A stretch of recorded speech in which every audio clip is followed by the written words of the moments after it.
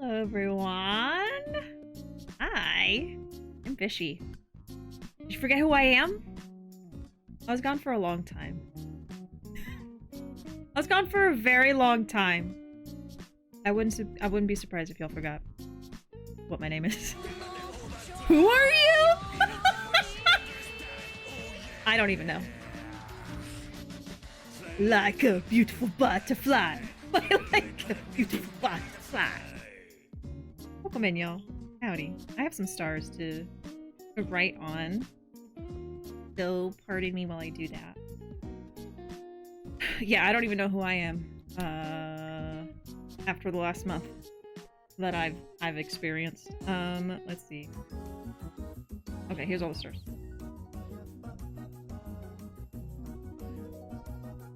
Do you like them? I offer these to you in these trying times.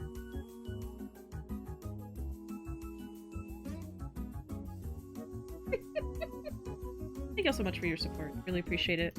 I know I've been gone for a long time, which in the streaming world is like the worst thing you can ever do. But listen, okay? Listen. I had a good reason. I had a very good reason. Okay. I was on quite an adventure. I'm sure everyone who's here knows this, but just for posterity's sake. Me and Ruuuvo went on our honeymoon, finally. 2 years after we got married, we finally planned everything and saved up enough money and were able to go. And we went to Japan for 2 weeks, nearly. And we arrived to Japan and arrived back home safely. That's why I'm here. Thankfully. And it was an amazing time. It was also the hardest thing I've ever done in my life, but it was also amazing. We made many memories and took a shit ton of pictures, which I've been slowly posting over time. I still haven't posted everything, so I'll still be posting stuff until I run out of things to post, I guess. But yeah, I've been sharing those on Twitter and Blue Sky. I've been more active on Blue Sky now. A lot of more people are going there now, so I'm kind of like trying to post things in both places and stuff. Oh my god. Giant goose gritty. I actually kind of love that. You know, if I'm gonna enjoy anything doing the gritty, it's gonna be a bird. I mean, I'm okay. I forgive it. I forgive it. It is cute. It is. I don't even know what I was fucking saying. That gritty goose really got me. That gritty goose wiped my brain cells. Okay, let me just read chat. If all else fails, read chat. Who are you? You're radiating with the energy of Japan Air. I did take Japan Airlines. You look familiar. Did you used to host a live stream on Twitch 27 years ago? You know what's funny? That someday that'll be true. You ever think about that? You ever think about that? Someday I'll be old enough to be like, oh, I used to stream on Twitch 27 years ago. Just get a shiver down my spine. I got a hype chest. I got, oh, a button mash emote. I could definitely use that. I actually like that a lot. Happy anniversary, thank you. Yes, end of October is me and Ruuvo's wedding and togetherness anniversaries, so thank you, I appreciate it. Thank you, thank you. Flexing the shirt you got from Psychic. Yes! Of course! What else would I do with this thing? But show it off at every opportunity. I have a lot of shirts, actually. I have them over here on the ground. I will show everything in a minute. I have a pile of stuff right here, too. But yeah, there's so much to talk about and catch up with. I also want to hear how y'all have been doing the last month, of course. So, you know, get those messages rolling out. Let me know how your last month has been in my absence. I've been gone for like a month. I think so, like a full month.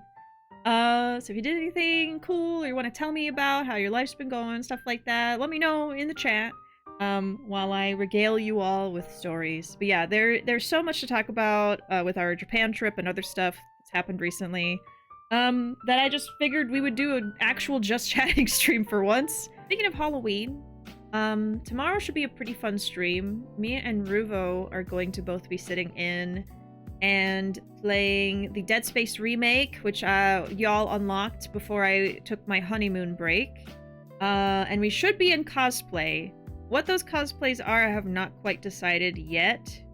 I do want it to be Halloween themed if possible, so we're gonna figure that out tomorrow. And it'll just be a surprise for all of us, including me, what will be weird. But yeah, that'll be tomorrow. And then Friday I wanted to be kind of like a chill day. So we're just gonna get back to Infinite Wealth stuff, and I'm just gonna keep working on side stuff, which I think is mostly the dungeon stuff. So I'll probably be doing like dungeon grinding and stuff like that, preparing for like the DLC dungeon. But yeah. Peach Man! I forgot that was gonna be the alert. I can't move. Yep. I can't miss the butt slap is what I was trying to say. And then I looked at the butt and I forgot how to speak. Bishi, you're alive! We've been looking for you everywhere. You should have checked Japan. That's where I was. Welcome in, Peace Man. Hope you've been doing good. Let me get your story. Welcome in, Fox. Howdy. Welcome back. Thank you. Just kind of catch up with chat, and then I want to tell y'all stories about how Japan went. And show y'all all the goodies I got in Japan. Well, this is some of it. Some of it. When we got home, I unpacked all of our goodies, which is like, you know, snacks and clothing and plushies and merch and stuff. I laid it all out on our bed. It filled the whole bed. I didn't realize we got that much stuff in Japan until I laid it all out, but yeah. Very good trip. Very difficult and full of anxiety, but also wonderful and amazing. I'll get more into that in a moment. Oh, we're also talking about Windows 11 and computer stuff. I didn't have to buy a new suitcase because I brought extra suitcases. We brought 2 suitcases and we put a tinier suitcase in each of them. So we actually brought 4 and we ended up filling all of them. Yes. Yes, indeed. We got a lot of stuff. The Windows start button moves to the middle of the taskbar. Ew! You can set it back to the corner. Found out I could change it back. Yeah, I would definitely want to do that immediately. That feels so wrong. In the middle? Is that kind of like a Mac? Because they usually have like the task kind of like centered. Taskbar centered or something. Don't be the Mac. Just be your own thing.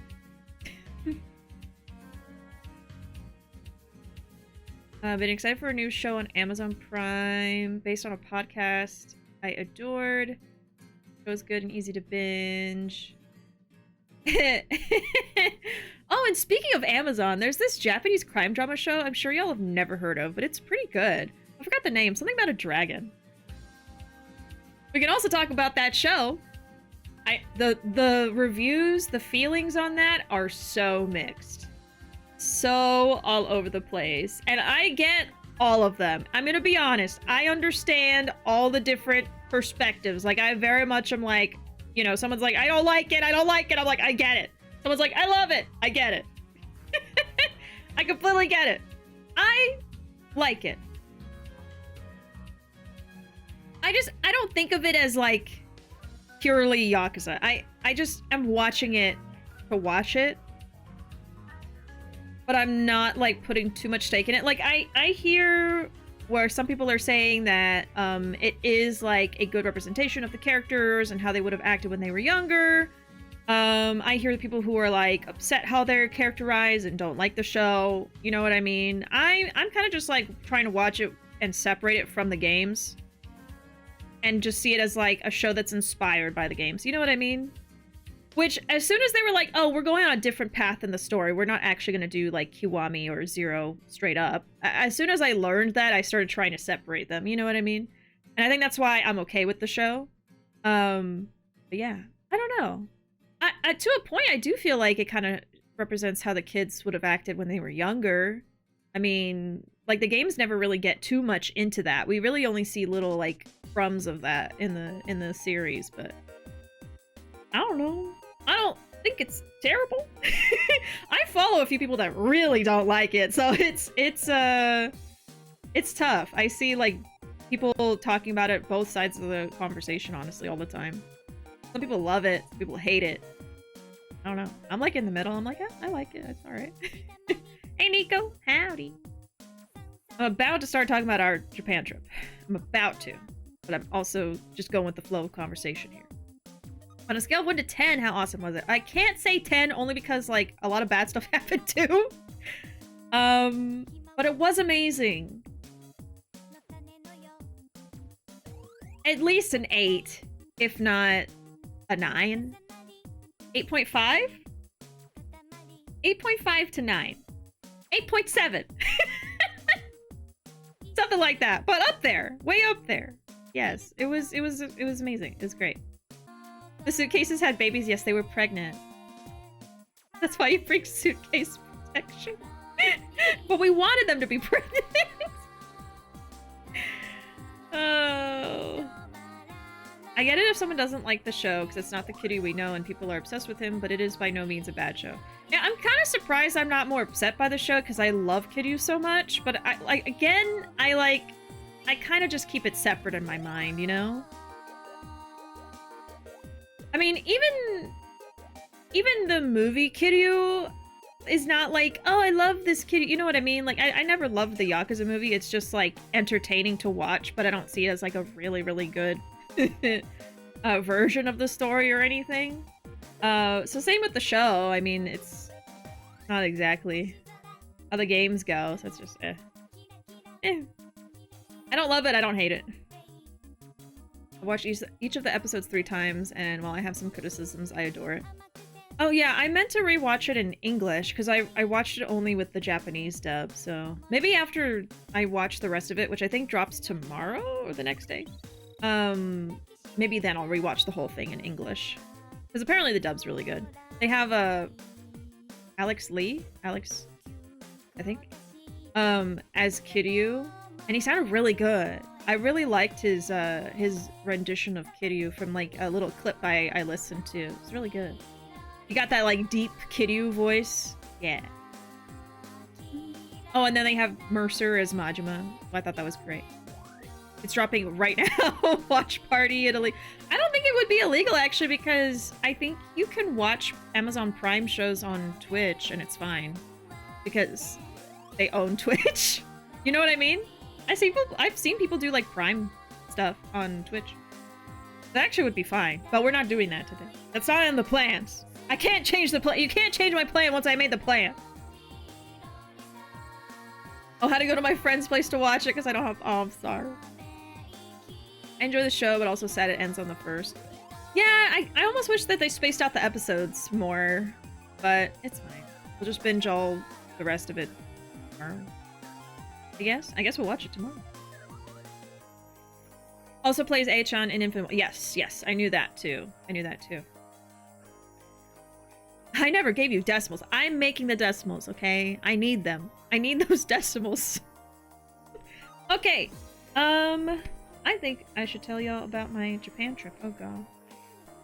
There's so much to talk about. Let's see. Well, getting there was quite a time. It was a 13.5-hour flight to Tokyo. We landed at Haneda, which is in Tokyo, which was nice. And it was a long flight, but we took Japan Airlines, which was really, really nice. We got like the most basic seats, but it was really nice. And we got really good food on the plane. Like, it's the best food I've ever eaten. Yeah, it was like overnight red-eye. Yeah. We left at like 11 a.m. Texas time, and we landed in Tokyo at like 3 p.m. Tokyo time. So we tried to sleep on the plane so that it would kind of feel like we went to bed and then woke up and now it's daytime. But it was really hard to fall asleep. I'm never very good at sleeping on a plane, neither of us, so it was kind of rough. We only slept for like a couple hours. It was direct, yeah. We just wanted it to be as convenient as possible for our first time going there. I hate the idea of having to like switch flights and stuff, so we just went directly to Tokyo from Texas, which was nice, but it was a long flight. So yeah, we were very sleep deprived and our eyes literally were red. Now I know why they call it a red eye. And then after we got off of the plane, we had to take the trains for the first time, sleep deprived, an hour to where our hotel was. So that was kind of rough too. We didn't get a hotel near the airport because the airport's not close to a lot of the fun stuff to do in Tokyo, so it just would have been hard to get to everywhere. So anyway, took an hour to get there, and then when we checked in, we were really awkward and dumb because we were so tired, and then we're trying to communicate in Japanese. So we kind of fumbled a little bit with checking in and stuff. It's actually kind of funny because so we're checking in and you have to like fill out information, like your personal information, even though they should have that already. And we entered in something wrong because we were so sleep deprived. Like we put a phone number where an address should have been or something. And they weren't super fluent in English, so they actually like called someone virtually to translate and talk to us in English. And so, but they didn't say anything, right? So we just enter something in and we're just standing there. And then suddenly there's a screen in front of us and there's a lady that comes on. It's like, hello, can you hear me and see me? And we're, huh? Like, I was like, what? Oh, yes. Uh-huh. And so then she directs us and like, okay, you have to do this because you did this wrong, blah, blah, blah. It's just funny because they were just like, I don't know how to tell these people they fucked up. Let's call the virtual helper. So that was kind of, I mean, it was cool because they had someone to help them in English, but I just thought it was funny. Anyway, so then yeah. And we did go to sleep because it was already, like by the time we got there and everything, because it took a long time to figure out like, okay, what train do we get on? And it took a while to get there. So it was already like 7 p.m., 8 p.m. by the time we were upstairs in our room. So we're like, oh, we can probably just go to sleep. It'll just be like an early night. But man, it took me like 3 days to adjust to the different times because I like would only sleep for an hour at a time. It was pretty rough those first few days. I was pretty sleep deprived. Eventually we started just like, I would just naturally wake up at like 5 a.m., which was great because then we'd have the whole day to go explore and stuff. But yeah, the jet lag was definitely real. It was real when we came home as well. I still am like sort of trying to get back on my old sleeping schedule. I'm waking up at 5 a.m. now Texas time every day, which is not conducive to streaming because I have to stream until like 1 a.m. So I think after probably tonight, I'll start sleeping in later and then be better prepared for staying up late at night. So I think I only just got back to my normal sleep. Yeah, I'm at an okay sleeping schedule if I like had to wake up super early, but I don't, so I still have to adjust to that. But yeah, so I hope I don't get super tired halfway through this stream. I don't know. That's why we're probably going to do a little bit of Kiwami, because I don't want to be like, oh, yep, there's Kiryu. Okay, that's fun. You know, I want to be awake for this and alive. Oh. Keep sound effects on, will keep you awake. Oh, I could turn them on. They were off just because, but they're on now.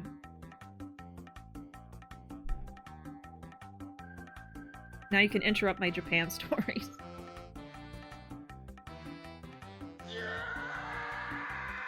I like how that was the first one. No! It's a fight to the death now. Who's gonna get to do these sound effects? Oh, let me catch my chat while y'all do that. Jet lag is a bitch. Yeah, it's... That would wake me up. Yeah, this is my first time ever experiencing jet lag. I've never flown so long that I would have to recover from it, you know? Most I've traveled is like to California. That's really the furthest I've ever been. And then now Japan. Crazy difference. Oh, stay awake for as long as you can. Yeah. I mean, I knew about all the tips and tricks and stuff, and it just... When you're going through it, it is what it is, you know? But I'm kind of glad we got to our hotel so late, because then we were able to just go to sleep. And it's kind of sad, because I was like, oh, and after we check into our hotel, we're going to have to go do this, this, and this to prepare for the next day. What the fuck was I thinking? I'm not going to want to do shit after 13 and a half hours, and then an hour of train rides. Like, come on. I don't know why I thought I would be able to do anything after that.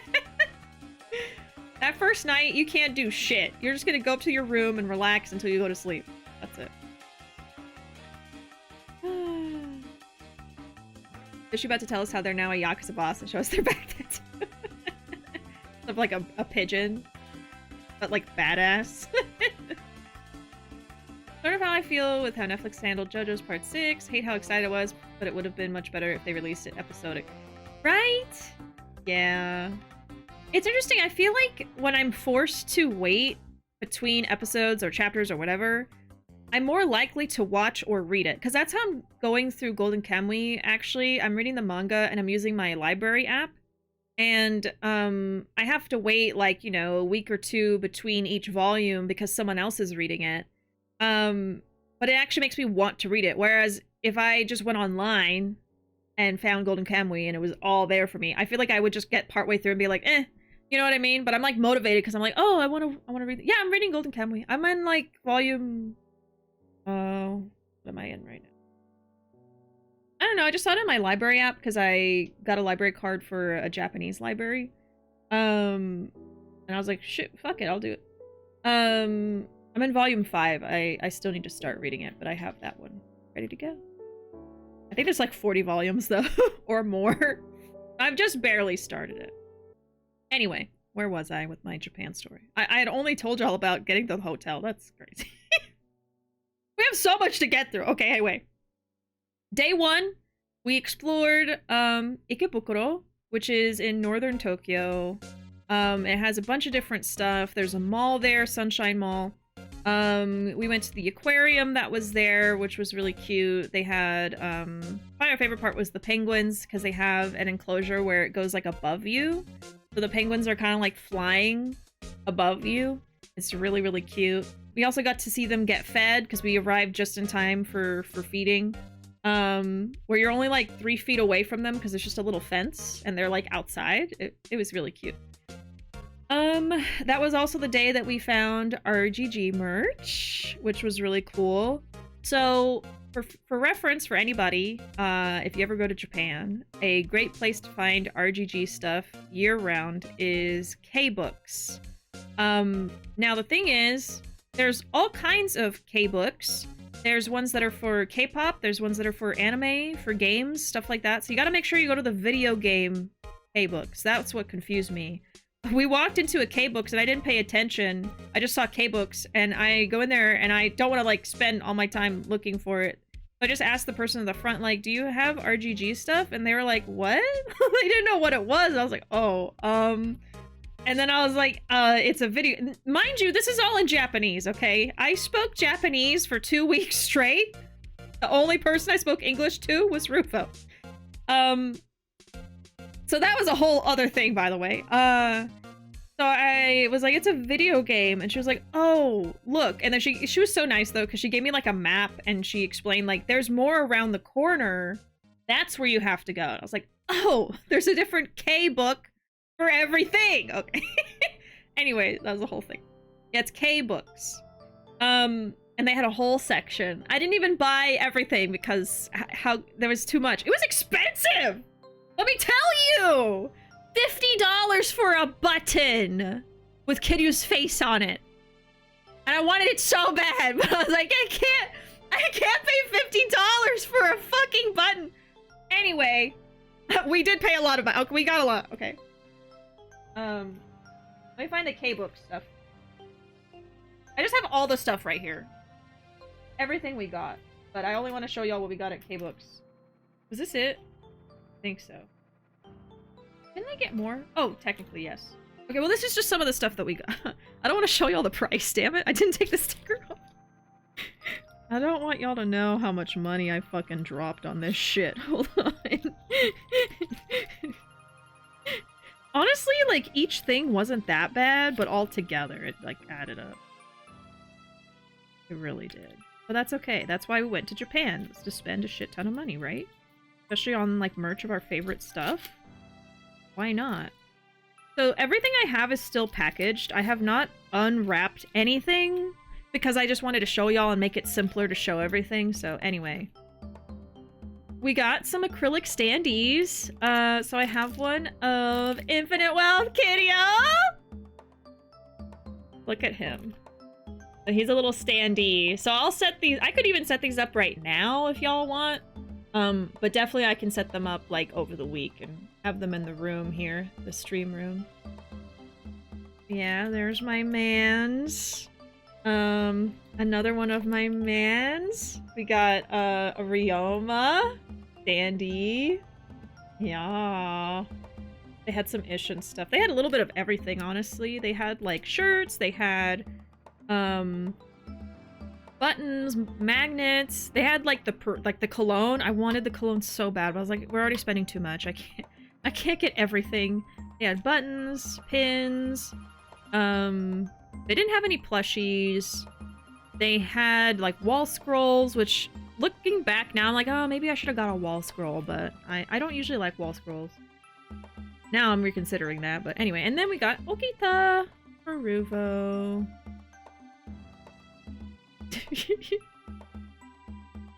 Yeah. He'll look better when I take him out of there. He is trapped in plastic right now. But yeah, those are some of the things we got there. Which again, I can set them up if y'all want to see that. What else did we get there? Oh, a shirt. I got a shirt there. Hold on.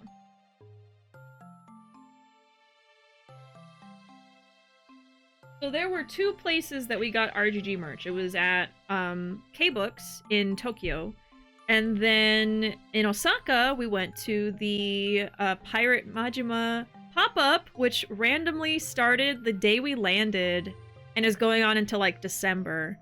So if any of you happen to go to Osaka from now until December, you can go to this pop-up that's in, it's near Dotonbori. It's like a 20-minute walk from Dotonbori Street at a mall with a bunch of little shops in there. Anyway. At K-Books, I got a shirt, which if you're following me on Twitter, you might have seen it already. I got an Onomichio shirt, and it's so cute! Look at this! Hello? Onomichio! On a boat!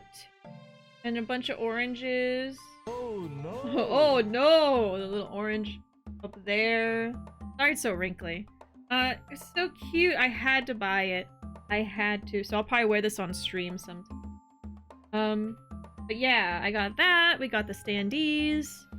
That might have been all we got, because the standees were kind of... they added up, so... But yeah, they had a bunch of stuff there. And there was some stuff I would have wanted, but they didn't have a Kiryu version. You know what I mean? Like, they didn't have a version I wanted, so... We didn't get any buttons, because I was just like, well... Where am I gonna put those? And I don't know. They were kind of expensive for what they were, so I was like, eh. Anyway, and yeah, Yokoyama went to the pop-up in person the day after we left Osaka. Like, god damn it. Or the day we left Osaka, so there was no way. I was like, damn it!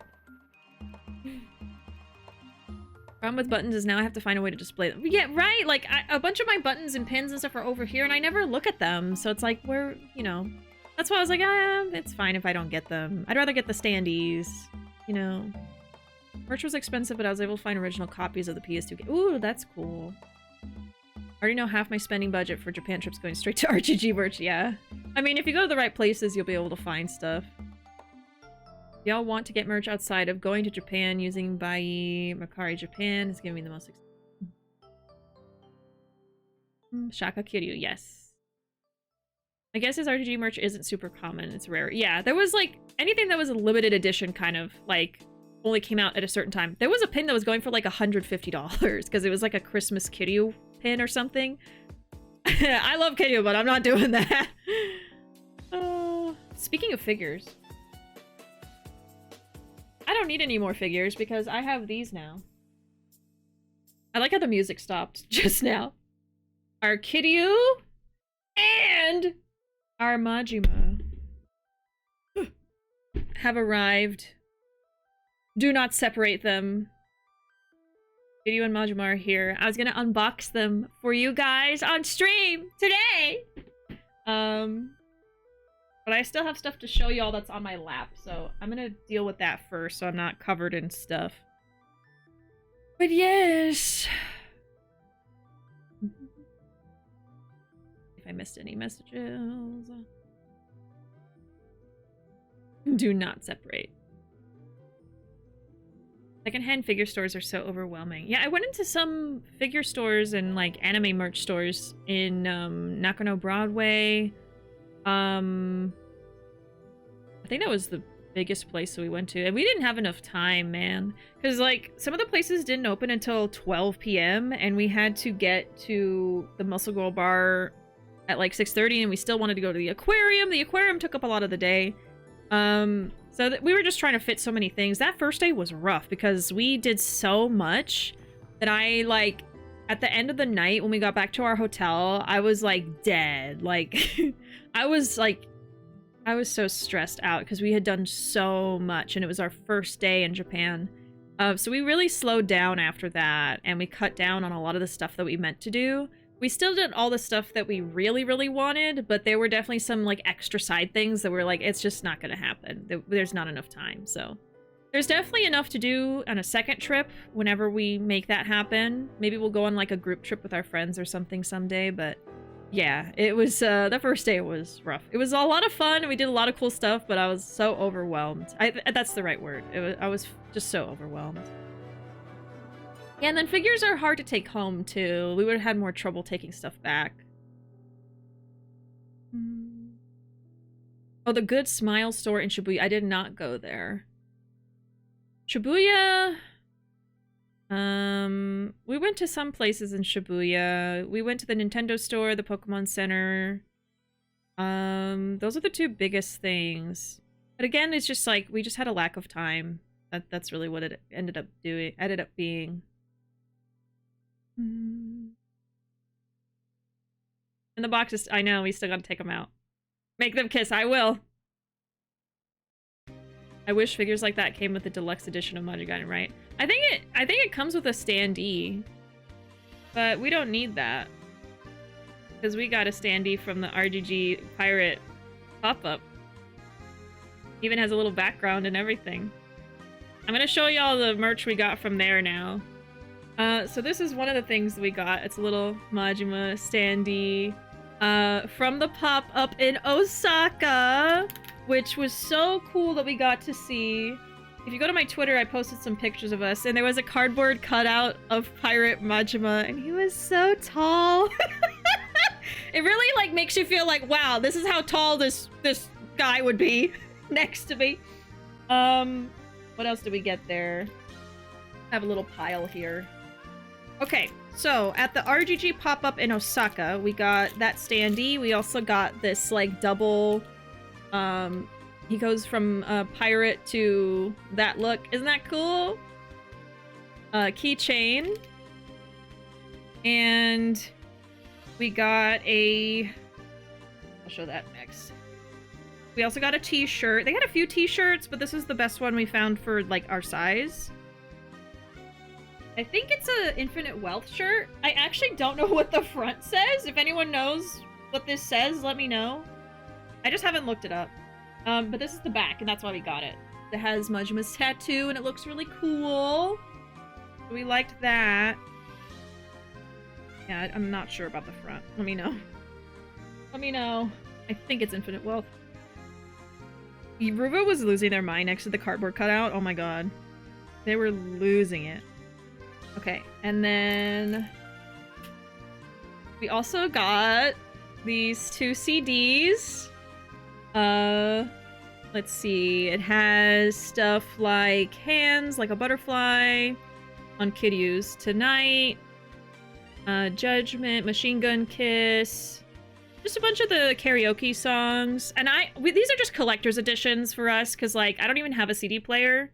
I just wanted to have these on my shelf, you know? I thought that'd be cool. And then there's a Majima one, which has Maji, Rock, Get to the Top, Rouge of Love, Ring. I think it's just all their major karaoke songs. Heartbreak Mermaid. Probably 24 Hours Cinema, let me see. Actually, I don't think it does have that. I would see a 24 there. Yeah. These are all like the older songs, so I don't think there's anything Y0. These are like remastered collection kind of. Oh, the shirt says Majima's name. Okay, even cooler. Oh yeah, I bet that's what this is too. That's probably says his name. That makes so much sense. I don't know why we didn't think about that. But anyway, yeah, these are just like kind of collector's stuff for our shelf. No CD player. And then when you bought enough stuff at the pop-up, you would get a bunch of stickers. I did not get any of my faves, but we did get Ichiban!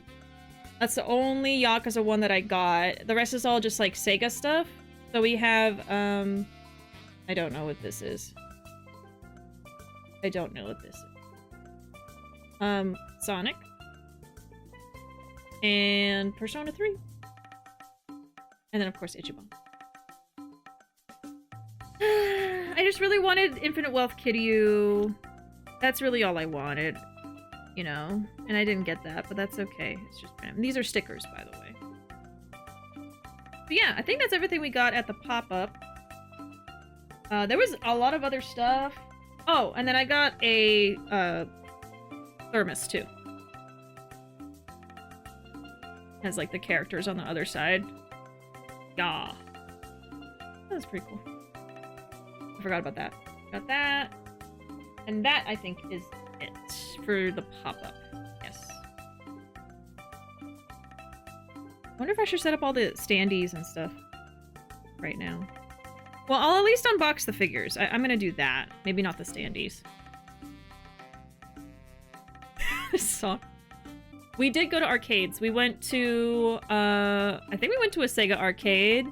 We went to Gigo arcade. And then we did a bunch of gacha stuff, or we found a bunch of gacha stuff. I didn't get that much. This is one of the gacha things that I got. This is like the cutest bird thing I found while we were there. It's like a little crow that's a witch. Got little. It's really cute. I love this one. I got this in a gacha. Little guy. It matches my shirt today. Like a little rose themed one. These two were gacha. We got some Pikmin. Hello. Hello. Peace. You won't. There we go. Ice Pikmin and a yellow one. There was a lot of Pikmin stuff. Honestly. There was a lot of Pikmin stuff.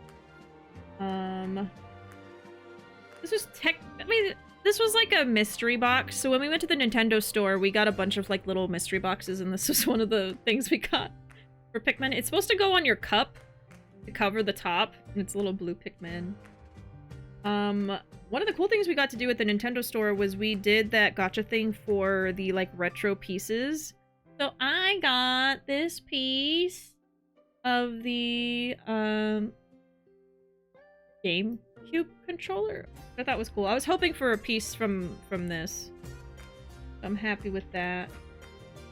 I got this in a gacha. A little Katamari. Yeah, I think it's GameCube. But that's what I wanted, so. Little Katamari, got tennis ball. Got a ton of gacha. Like we didn't go absolutely feral with the gacha. We held back on the gacha. But honestly, I just never really found a lot of stuff that I wanted. You know? Like, if I saw a lot of more bird stuff, I would probably have way more gacha stuff. But it's GameCube. Okay. That was my first thought, and then I was not sure. Hopefully the hotel itself was good. Oh, yeah. The hotel we stayed at was very nice. It was at a good location. It wasn't too busy around us. There was a lot of stuff around. We were in close access to 7-Elevens and a bakery that we got to eat at every morning. It was really great and cheap. And then it wasn't too far away from everything.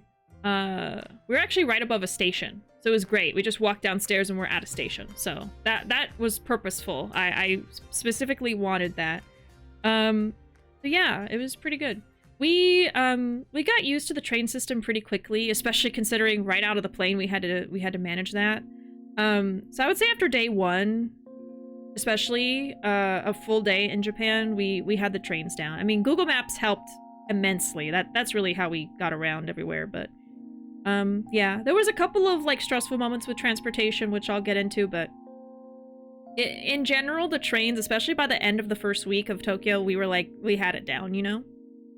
Yes, we went to the Muscle Gore bar. Yes. I posted some pictures from that. We'll talk about that too. We were hitting upwards of 15k steps a day. Yeah. The highest number we clocked was actually when we went to Kyoto, because we didn't want to take the buses everywhere, so we just like walked and then took the trains where we could. Kyoto's not great for trains. It's not as seamless as Tokyo or Osaka, but they're there. We hit 30k. Oh yeah, Ruuuvo already said. Yep. We hit 30k in Kyoto. That was our highest day for steps.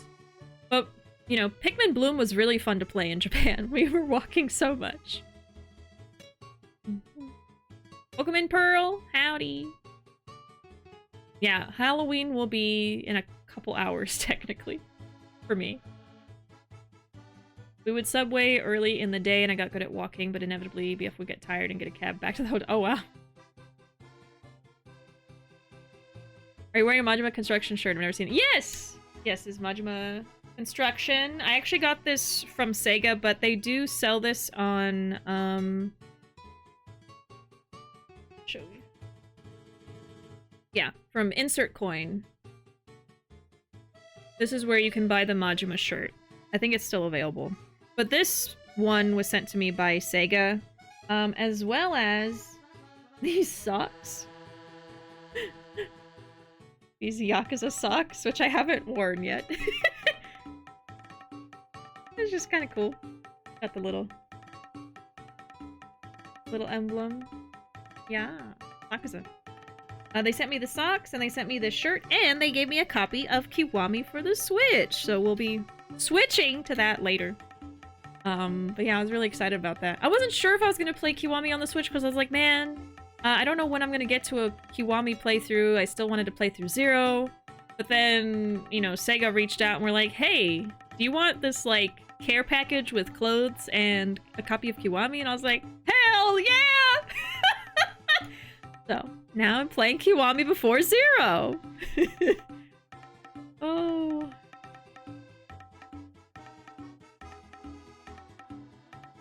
Osaka was probably my favorite city. Felt more laid back than Tokyo. Yeah, it was more laid back for sure. And Dotonbori Street was...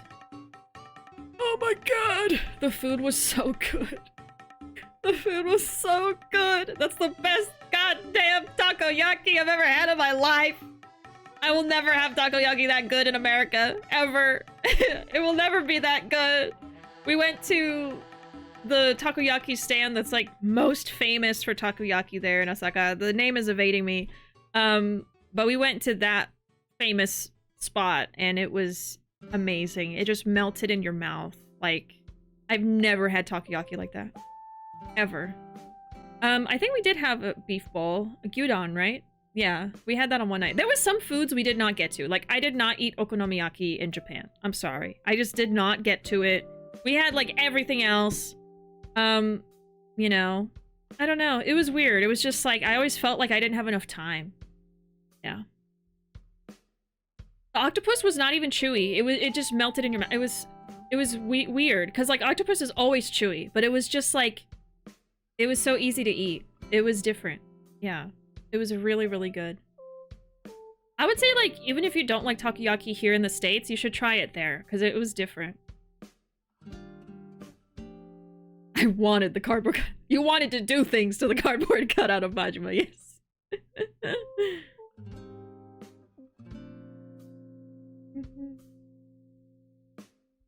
Hey, Poop Ghost, welcome in. Sorry, I'm so behind on chat. I was rambling so much. Yeah, it was Majima's name on the shirt. Okay, I'm so behind. I'm gonna kind of skip some stuff.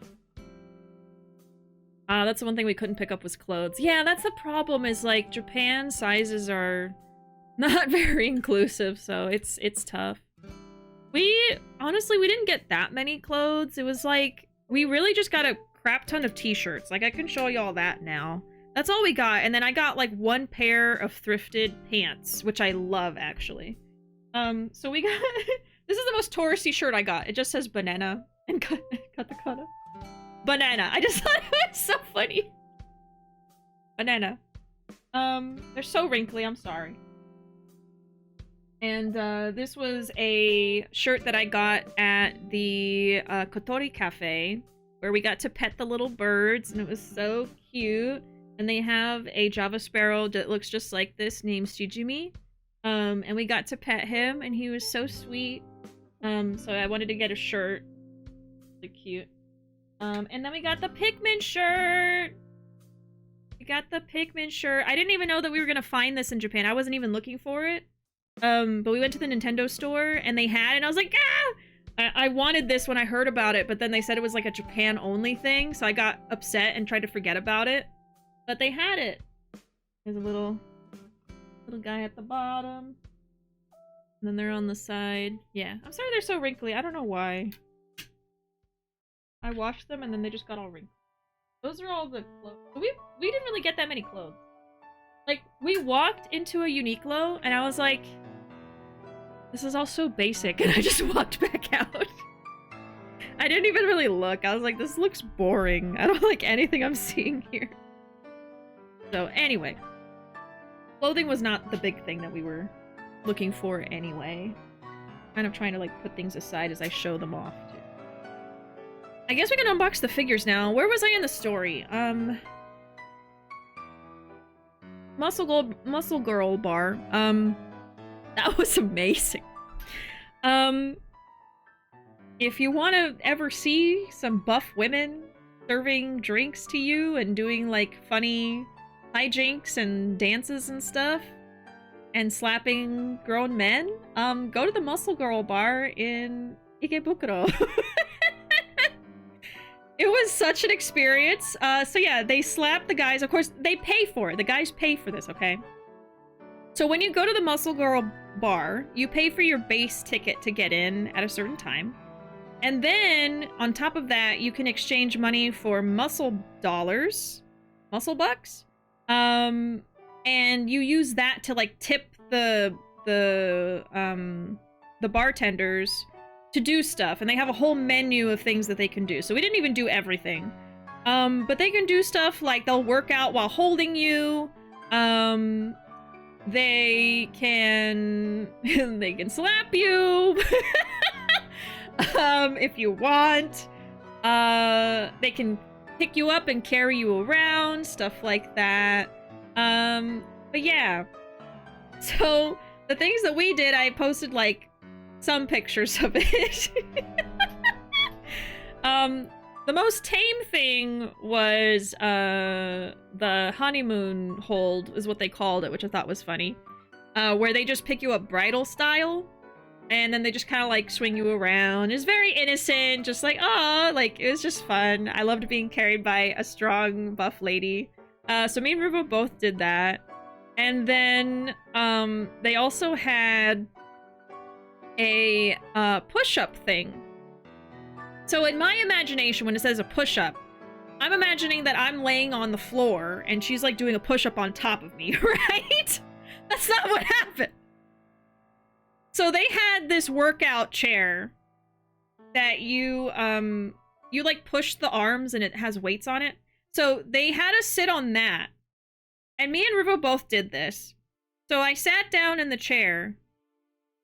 And then our specific bartender was so nice, and she was so fun the whole time. And she was a little like, I feel like she put a little bit of like extraness into everything she did compared to the other bartenders.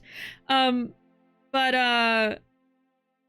sitting in the chair and I'm like, I don't know what's about to happen. I thought she was just gonna do like push-ups like this, like just sitting up. She proceeds to basically straddle me. I don't know how else to say it. And then she literally just put her boobs in my face and did this.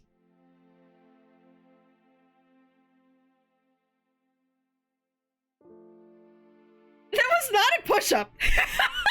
That was not a push-up. The push-up was just her like doing this, but then she would do that. You just described it. It was not a push-up, but I wasn't complaining. Okay? And I wasn't expecting any of this. It was basically, it felt like that. It felt like that, PC Man. So like, it's fun and it can be wholesome, but also it can be a little, you know, a little suggestive. So just keep that in mind. That's kind of the whole point, but it's not like sketchy or weird at all. It was very much like, if you don't want them to do something, they're not going to do it. You know, you have to literally go out of your way to pay for certain things to happen. So, you know, you can also just be there and enjoy and watch everyone else do stuff. We just wanted to get the most out of our experience, so. And again, I didn't know that she was going to do that. I didn't pay for it knowing that was going to. But then Ruuuvo also did it too, so don't worry. We both got that to happen to us. And then I did one more thing, and I forget what it was called, but basically they sat me on a chair, a different chair, and then I got to pick two of the girls, and they were like basically like doing like shaking their butts at me and like basically trying to push me off of the chair without pushing me off the chair.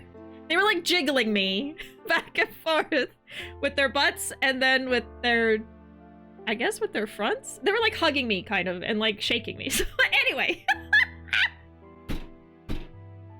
it was a good time, and our bartender knew that we were, you know, married and on our honeymoon. We told her, so she knew that we were gay, and I feel like she really hammed it up because of that. She was like, I'm getting my money from these gays. Freaky honeymoon. But it was still like just wholesome. Well, but then all the guys got slapped, so there was like 5 guys that paid to be slapped, and some of the women slapped really hard, like they wore earmuffs to protect their ears, because, you know, if you slap near someone's ear, it can damage their eardrum, actually. So they had these earmuffs on, and one girl slapped the guy so hard it flew off of his head. I was having a great time. I was watching men get slapped. I was getting boobs in my face. What more can I ask? I'm just kidding. And then one guy sat up there and requested paid for every single woman, every single bartender to slap him in a row. And there was like 10 women. So he got slapped by 10 women in a row. I almost felt bad for him by the end. I was like, oh my god. Why did he pay for this? Poor guy. Thank you for the quote. So, it was a good time. We had a great fun. We're getting money from these American gays, yes. But yeah, she was super sweet. And you could pick anybody to do any of the things. Like, you don't have to pick the person that's in front of you that's like your bartender. But we just kept picking her because she was just so fun and she was so sweet, so. Yeah. So that was our experience. It was very fun. I would definitely say if that's the kind of stuff you're into, you should definitely check them out. You can get your tickets ahead of time online because they fill up really fast. So make sure you get them before you even go on the trip. I think you can get them like a week before the day. What was her name? Started with an M. It might have been Maru or Mari. Y'all are like, I want that one. I have a picture of her with her name tag. Actually, I probably posted the picture of her with the name tag at some point. Maru. Okay, thank you. I think that was one of the ones I said. Yeah. Make sure you get tickets to the guy slapping bar ahead of time. Yeah. Oh.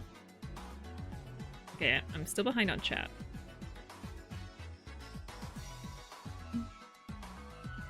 Had to buy a CD player. I wonder if CD players are still used in Japan more. Burning CDs used to be such a thing, right? And I don't even have a disc drive. It's so weird. Like, how do you make someone a mixtape anymore? A USB? Ugh. Yeah, I used to burn a CD for Ruuuvo every year with like the music that we liked from that year, and now I can't do it anymore. We were on that main stretch through Kyoto that's in Ishin. It was fun to walk up and yeah, we saw the river that was in Ishin. We went to Mibu, which was the Shinsengumi barracks in the games, which was really cool. While we were there, we did get an actual like real life Okita magnet from Mibudera. I thought that was very funny. very funny. So yeah. This is not RGG merch, it's Shinsengumi merch. That's how much we love Okita. They didn't have anything for Ryoma. I don't think Ryoma was Shinsengumi in real life, so they didn't have anything for him. I actually asked, and then the lady was like, oh, he's not really like Shinsengumi. I was like, oh shit, okay. I forgot about that. Anyway.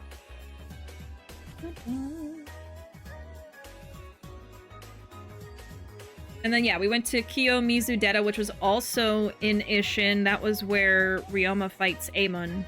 And also does, like, a long battle through there. But that was really beautiful. Even aside from being in Ishin, it was a beautiful place. But yeah, it was uphill. And it was also kind of raining when we were in Kyoto, so it was kind of a rough time. But once we got up there, it was really pretty. We took a taxi and the dude dropped us off at the bottom of the hill. Yeah, well, it's because, like, driving up that hill is horrible. You can. We saw cars coming through, but there's, like, throngs of people. Like, it's just, like, hundreds of people walking. So he probably was like, I'm not doing that. Good luck. Oh, it's only a block that way. Yeah. We just walked the whole way. We didn't take any taxis. We only took trains and buses. We took a bus twice. We actually took a bus in Kyoto. We took one from Kiyomi-dera to the station to get back to our hotel in Osaka. And that bus was jam-packed full of people. It was horrible. I felt like a sardine. That was the only time I felt like a sardine. Thankfully on the trains, I never really felt like that. It was not ever that packed. But that bus was horrendous.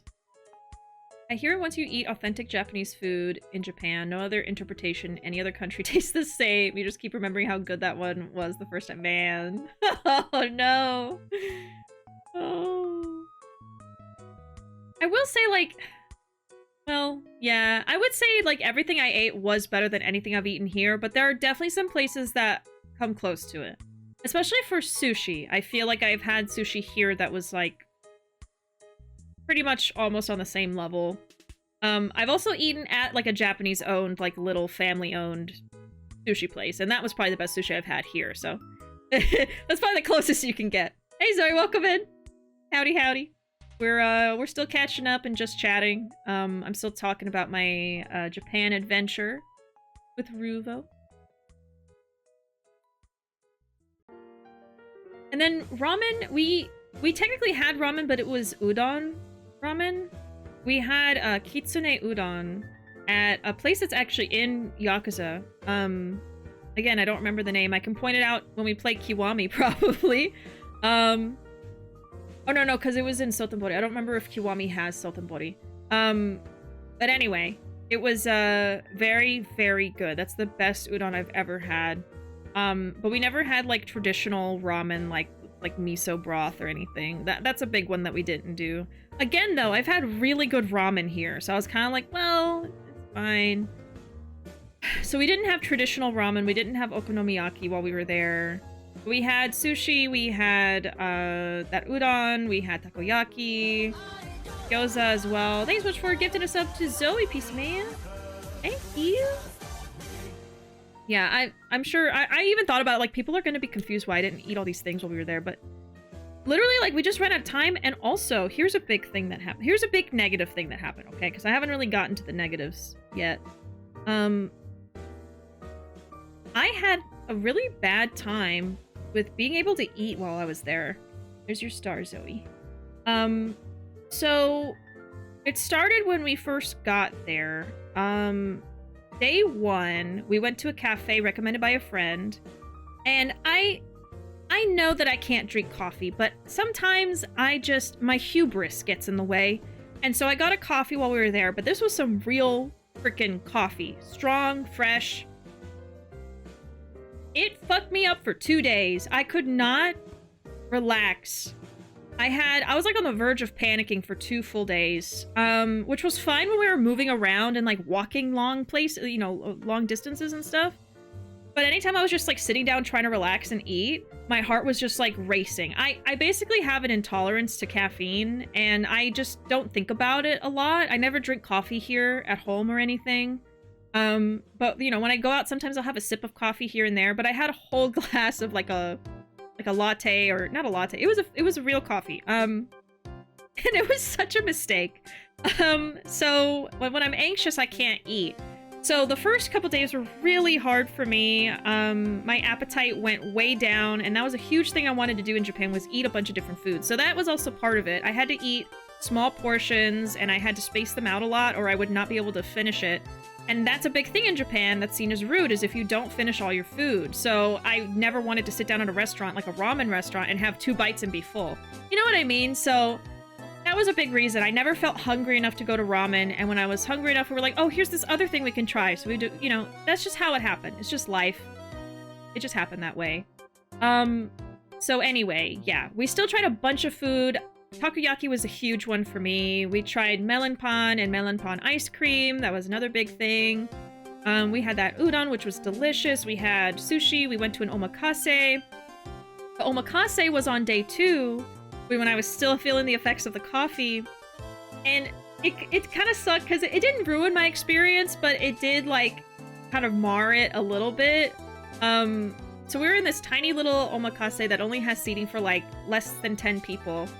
So you have to eat quickly. And you have to finish all of it, right? I mean, it's rude not to finish it. And he was putting out these sushi so quickly, I couldn't keep up. And then he was noticing that I was struggling, so he was, like, making it smaller portions for me. Like, he was like, oh, small, it's small. And I was like, thank you, but I'm so fucking embarrassed. I'm usually so good at eating a bunch of sushi, because I love sushi. It was to the point where he was like, is this your first time eating, you know, sushi? And I just said yes, because I was like, I can't let this man know that I eat sushi all the time, because he's gonna be like, what is wrong with you? So I just pretended to be like a foreigner that's never eaten sushi before, like, yeah, I've never, I don't know. But honestly, like, it was just my stomach was not okay. My anxiety was astronomical anytime I was sitting down relaxing. That it was just, it screwed me up so bad. So yeah, I still ate it all. I still ate everything at that omakase, but it just took me a little bit of time. I just had to take my time. Yeah, so it was kind of rough. So that's a big reason why we couldn't eat all the different foods, because I didn't have room to eat everything. So yeah, in Kyoto we had random breakfast, and then after we visited the Kiyomizu-dera, we had street food along that road, and it was so good. We had a traditional Kyoto dessert, which was so delicious, and I only learned about it from, like, a random Reddit thread when I was researching Kyoto. What was it called? It was like, it's almost like the consistency of mochi, but it's in these little triangles. And we actually brought some home. It was really, really good. We got chocolate ones, but there was this one place where you could go in and they let you try free samples of all the flavors. Yatsuhashi. That's one of my favorite Japanese desserts now. It was so good. And they let you try a bunch of samples of all the different flavors, so it was really cool. It's like one of the first shops when you're coming back down the mountain, just for reference. It was really good. We also had, like, a random, like meat slices on a stick, and then we got a cucumber on a stick that was, like, slightly pickled. It was really good. And then we had, like, a, oh my god, what was it? Oh, it was like a fish cake with potato inside on a stick. So it was just, like, everything on a stick. It was delicious. And then dinner was, like, back in Dotonbori. Every night in Osaka we ate on Dotonbori Street. Every night. I think it was the same night we had the udon and sushi too. So anyway, I definitely got to eat a lot of food, but it was a little rough.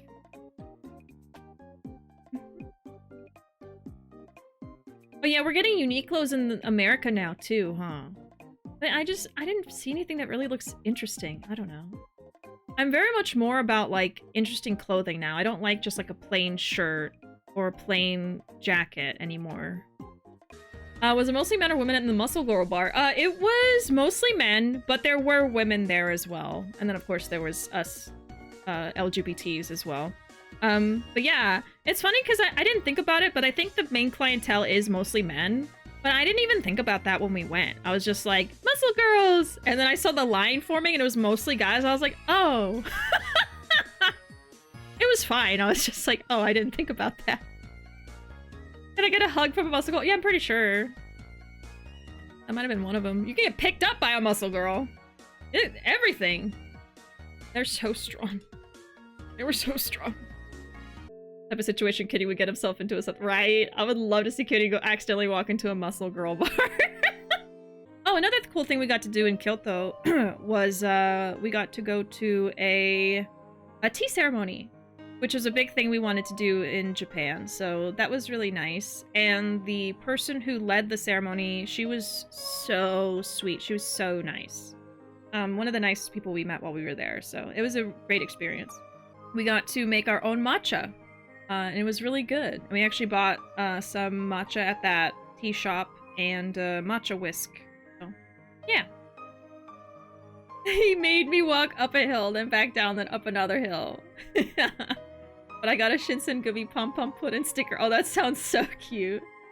I would love that. Kiyomizu was so beautiful. Got really emotional seeing the Buddha there. Yeah, it was really, really beautiful. It was packed full of people, but it was really pretty. And the day we went was slightly drizzling, which was very scenic. So it was a little inconvenient because we had to carry our umbrella everywhere, but it was really pretty. Yeah, that's the really tall temple. It's like basically a observation deck on stilts, way on top of like almost the top of the mountain. So you get a really beautiful view of like the forest and Kyoto below you. Or they have amazing peaks there. They actually did! So after we went to the aquarium in Osaka, which was amazing, and had whale sharks, which was magical, we got a little whale shark from there to commemorate. We also got another plushie, Ruuuvo, if you want to bring that in, from that aquarium. But anyway, after the aquarium, we got lunch at a, it's called the Kuma Cafe, I think? And it is a bear cafe, and they had a bunch of bear plushies everywhere, and it was really cute. And they had like American-style food, and the pizza was so good. We got a margarita pizza and pepperoni. It's better than pizza I've eaten here! Like, that's the best pizza I've ever had! It was amazing. But yeah, it was great. That was the only American food we had during the trip, pretty much. We were focusing on Japanese food, you know. Ruuuvo's bringing the other plushie. Oh, didn't get any sushi. Ghost is particular about food. Didn't want to offend a chef by not eating. Ah, that makes sense. See, that's the thing. You want to try to be respectful and everything. Okay, here's the other... Oh, you're coming behind me. Here's the other plushie. So, we've actually been wanting this plushie for years, but we could never find it, or it was too expensive or whatever, and it wasn't official. We got a Yuki. It's the giant seal plushie from the Osaka Aquarium, and it's actually based on a seal that lives at the aquarium named Yuki. And I didn't realize that. But yeah, this is one of the seals there. And she has like a little muzzle and everything. It's so cute. And her little flippers. And her tail. She's so soft. She's like the mochi fabric, so she's really squishy. Yeah, me and especially Ruuuvo have been wanting this forever. There's a ton of knockoffs online, and they always sell out on the official site, so we just like gave up on getting it. And we didn't even know Osaka Aquarium had it, or at least I didn't, and Ruuuvo forgot. Until we went there, and we went to the gift shop, and we were like, oh my god, they have the seals! And then Ruuuvo was like, this is where they sell them! I was like, oh! Anyway. The plushie gets the seal of approval. Basically a whole suitcase. She took up like a whole suitcase, yeah. But what's funny is, so when we were traveling on our last day in Tokyo, just to get back to, we got a hotel near the airport for convenience on our last night. And, we had to travel, you know, all over to get from Osaka to that hotel. And we didn't want to carry like 4 suitcases, so we stuffed everything in our 2 big ones, including... She had to be stuffed somewhere. She didn't fit in the suitcases. She's too big. We used our Sega merch bag and just stuffed her into this like little tote bag this big. And she was so squished and her face was like all scrunched up. She's fine. But she's fine. Obviously. Fine. She's so squishy. Yeah, she was all squish. Bye, Ruuuvo. Thank you.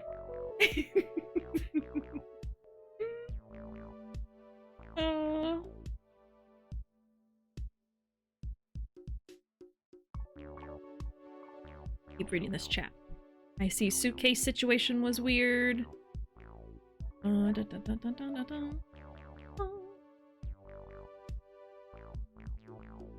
udon. Yeah, the kutsune udon was so good. It has I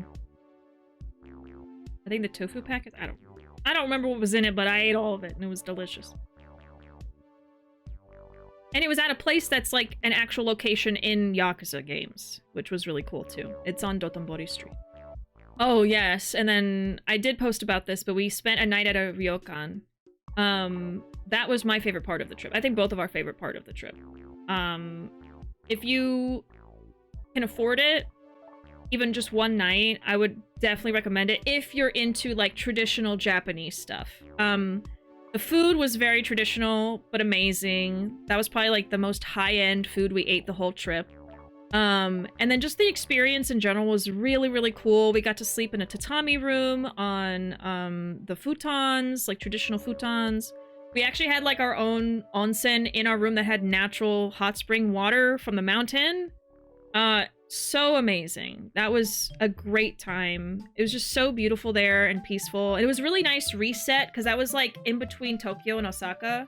So we stayed in Tokyo for the first week and then we went to Hakone, which is like an hour, a couple hours away from Tokyo in the mountains where the hot springs are.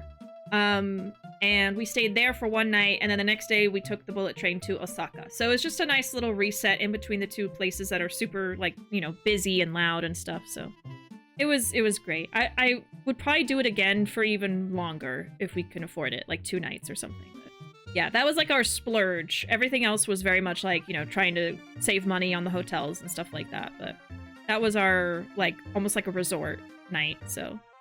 And it was a time getting there, too. We had to take a train and a bus to get there and back, so... Yeah! Did 3 or 4 really nice... Oh, katsu places.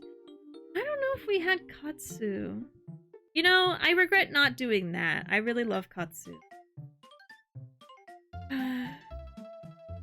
We didn't do that. We had a lot of tuna onigiri, though. Yep! We ate that like every day from the 7-Eleven. We're drinking a boss coffee after 12 hours on a plane makes you see God. Oh. Same thing happened to you with caffeine the first time out there. Man. I don't know why I drank. I know I shouldn't drink coffee. I don't know why I did that.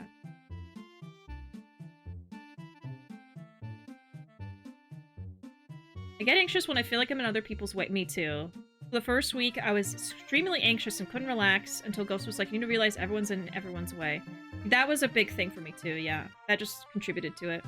Another thing that contributed to my anxiety while we were there was I actually was the one speaking the whole time.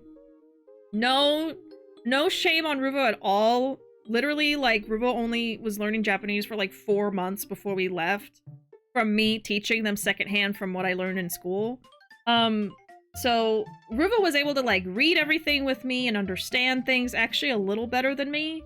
But speaking, I was the one that was speaking the whole time for 2 full weeks.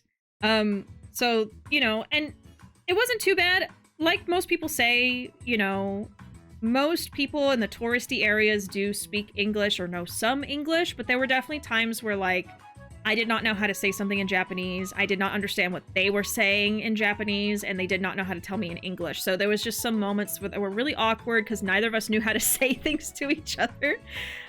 Which I did have a translator app, but I would forget that I had it because of the anxiety, so... It was fine. You know, everyone was very understanding. There was never really a moment where someone was, like, rude about it. But it was just my own internal anxiety and, like, embarrassment that I was like, oh, we weren't able to talk.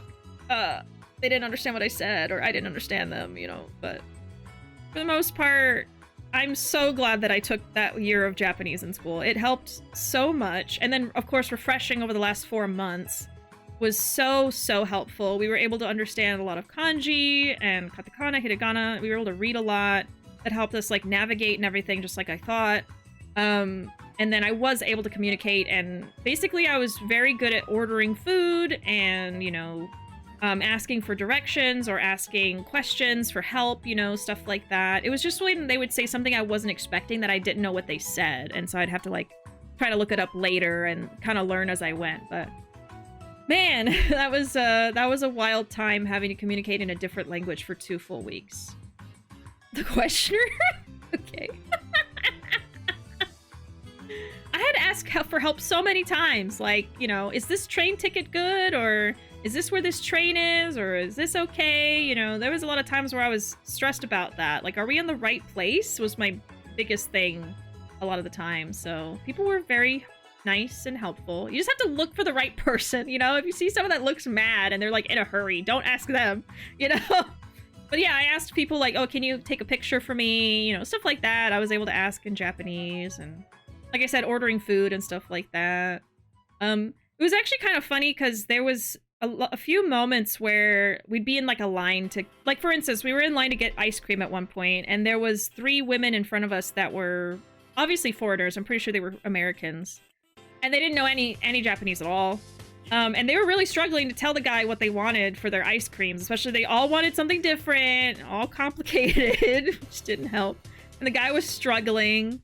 And then right after them, I go up and I ask him, and it goes perfectly fine. You know, he understood everything I was saying, and I was able to tell him in Japanese, and, you know. So there were moments where I was, not to be like looking down on people, it was just like I was comparing, because listen, the whole time I was self-conscious about my ability. The whole time I was like, I feel like I don't know enough, and I'm not communicating well, and I feel self-conscious, and I feel bad and embarrassed. And then Ruuuvo had to keep reminding me, like, you're doing so much better than a lot of people who are here that don't speak anything. You know what I mean?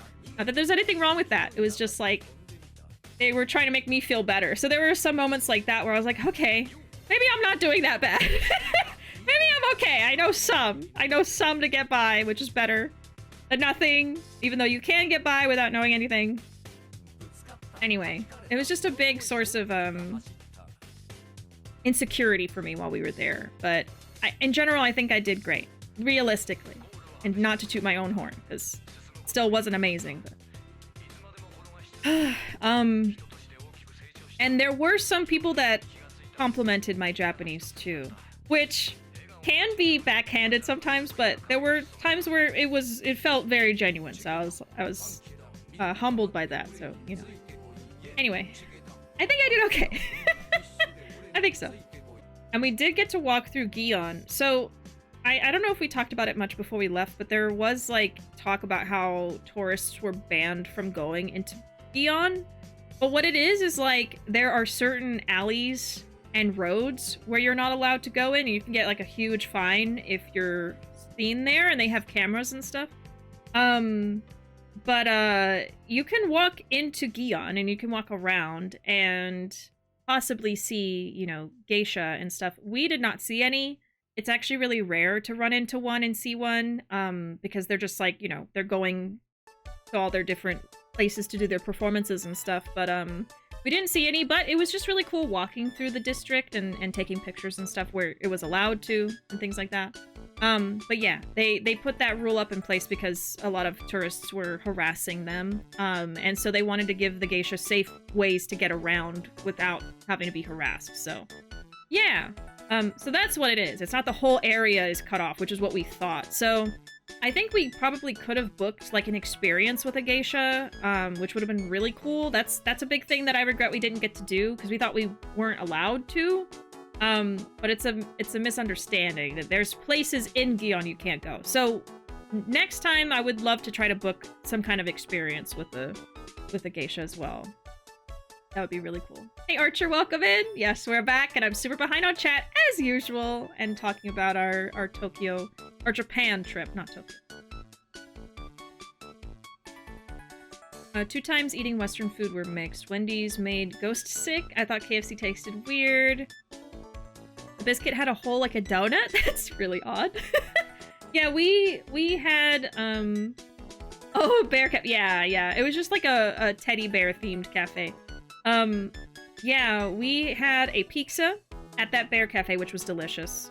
And then we actually ate burgers at the airport before we left Japan. So I was like, well, we're about to leave Japan anyway. Let's try it. And it was really good. And it was definitely like a Japanese burger. I think it had like a miso sauce or something. It was really good, actually. But yeah, we didn't go to McDonald's. We didn't go to Wendy's or KFC or anything like that. We were just avoiding those places because we were like, we're here to try Japanese food. So. And I really thought I was going to try McDonald's, but I just never was like, I'd rather go to the bakery or another place and eat food there. Looked at getting a hotel with a private hot spring. Yeah, if you have tattoos, it's really hard to find a public onsen that will let you go in there. That's a big downside, too. Didn't end up doing it. Yeah, I would definitely recommend like a ryokan or even, you know, just a hotel with its own like not hot tub, but like onsen, because some onsen are like not natural spring water. They're just like a bathtub basically, but we specifically wanted the hot spring water to experience it. So but yeah, there's a bunch of different ryokan in Hakone, and you can get there from the train system. You just have to take a bus to your actual hotel, but I would definitely recommend just that area in general. It was great, and it was only a few hours away from Tokyo. So did y'all do yakiniku? Yes, one night we went to a yakiniku place and it was very good. We got wagyu. It was delicious. And we did go to Kabukicho, and I wasn't sure if I was gonna walk around, but we did because it was just the middle of the day. I still don't think I would really want to go walk around there in the middle of the night. Japan felt very safe, I will say that. Even the moments where we accidentally kind of walked into more sketchy areas, which even then was not that bad, I still did not feel like very in danger or anything. I recognized so many things, at least I think I did, you know, like I was like, I think that's supposed to be that, and that's supposed to be that, and that's supposed to be that, you know. But we went to Theater Square. I saw the Karaoke-con in, you know, Kamurocho. There was one there. How many barkers did you see? A lot, but none of them bothered us. It might have been because we look a certain way. They were like, I don't know what to do with these people. There were some places we didn't get to go to. Like, there's a Pom Pom Pudding Cafe in Harajuku I meant to go to, but by the time we showed up, they were booked for the rest of the day. So I guess you gotta get there really early because there's no tickets ahead of time. So I was kind of sad about that, but it's alright. It's fine, even though I love Pom Pom Pudding. It's okay. Maybe next time. Yeah, it's tough. If you have anxiety about, like, inconveniencing people, which I also have, it's tough. Japan, you would think, is like, oh, if you're introverted and quiet and shy, Japan's perfect because everyone else is like that too. But it's like, actually, it just makes you feel more self-conscious about those things because it's even more looked down upon to inconvenience people and be in the way and stuff like that, you know? I mean, to a certain point, it's like, don't give a shit, you're a foreigner anyway. Just do what you're gonna do, live your life, you're there on vacation, it's okay, as long as you're not being, like, rude to anyone on purpose or mean, it's fine. But it's also a society where, like, a lot of things are looked down on, and you have to be super polite, stuff like that, and, you know, you want to be a good tourist, you don't want to be a bad tourist, so I got in my head about stuff like that, too, a lot. So, that was also a big part of it, too. I do feel like I hit all the high points, honestly. Oh, well, I didn't talk about the karaoke. We went to karaoke in Tokyo in our Majima and Kiryu costumes, which was super, super fun. We did not go to Karaoke Con that night. We went to another karaoke place because it had better reviews. And it was super fun. We stayed for like just a couple hours because it was... Okay, let me explain something. So one of the days in Japan, we actually went 24 hours without sleeping. And the reason is because Saturday night, we got back to our hotel at like 6 p.m. and we just completely crashed from all the stuff we did that day. And we were like, let's take a nap. We took a nap until 12 a.m. Woke up and we're like, oh shit, we were supposed to do the cosplay karaoke. So we're like, let's just do it now. So then we woke up at 12 a.m. and got in our costumes and went to karaoke for a few hours. Got back to our hotel room and it was already like 4 a.m. and we were like, we're gonna have to wake up in like 2 hours to go do everything else today. Let's just stay up because I don't think we're gonna wake up even with alarms if we go to bed now. So we just stayed awake. And then that's the day we went to Team Lab. So imagine sleep deprived, going to like an art museum that's like there's water you gotta walk through and like art and lights and stuff. So it was a very trippy experience, but it was great. It was fun. And then that's also the same day we went to the bird cafe, which was more relaxed. And then I think we got back to our hotel. That's why we didn't go to Akihabara, because that was the day we were gonna go after the bird cafe, but it was already getting dark. It was already like 5 or 6 p.m. And I was like, fuck that. Let's just go back to the hotel and relax. Like, I'm tired. We didn't sleep at all. So we just went back after that, and we went to bed at like, I think we went to bed at like 6 p.m. again or something. No. We went to bed at 10 p.m. That's why it was almost 24 hours of not sleeping. Why did it take so long to get home? I think, oh, we had to do stuff when we got back. We had to do laundry, which they had laundry machines in the hotels, by the way. That's super convenient. And it's a good way to not pack too many clothes. If you know your hotel's gonna have a washing machine, you can just like wash your clothes and rewear them. Anyway, so we had to wash clothes that night, and we went out to dinner for the yakiniku. So yeah, we didn't go to bed until 10 p.m. So that was our 24-hour no sleep day. But it was fun. I mean, we got to do the karaoke and everything. It was a good time. But yeah, I posted a lot of videos if you want to go watch our embarrassing singing on Twitter. And they had a shit ton of RGG songs, y'all. They had so many I wasn't expecting. They had like all the songs from Yakuza. Even ones I didn't know. I mean, they had Bakataro, which I was super surprised because Infinite Wealth just came out this year. They had that. They had Tonight. They had Bakumitai, obviously, different versions of it. They had 24 Hour Cinderella. They had Today is a Diamond. They had Sayonara Silent Night.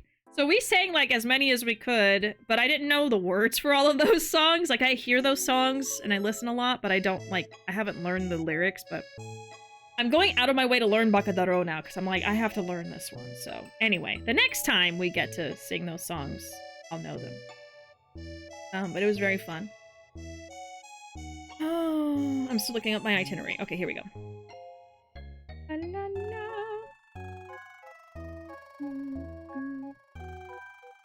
Oh yeah, I was in the middle of talking about Kabukicho and then I got sidetracked for like 30-40 minutes. It was all Romaji. But because we had been studying so much, we actually were able to understand the lyrics in Japanese, which was really cool.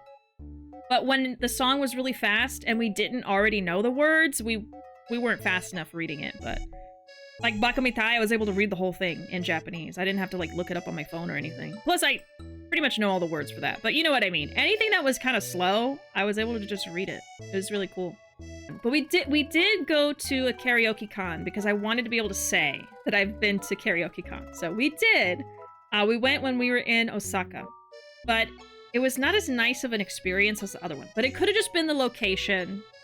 I don't know. But I actually didn't prefer the karaoke con.